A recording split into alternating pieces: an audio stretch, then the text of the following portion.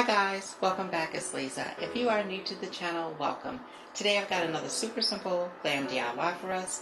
We're going to be making a pair of glass and mirror wall sconces. And so what you're going to need one pack of these crystal napkin rings, and they are from Efavormart. Efavormart is an online retailer of event decor, event lighting, event supplies, and so much more.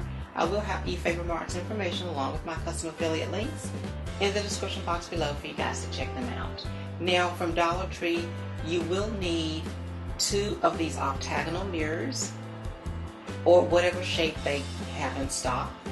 And you're going to need 2 of these 5x7 picture frames.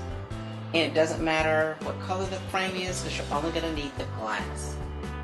I'm going to be using both hot glue and tacky glue on this project, but if you'd like to make any of the components permanent, please use something like E6000 or an epoxy bond, and that will help to make it permanent.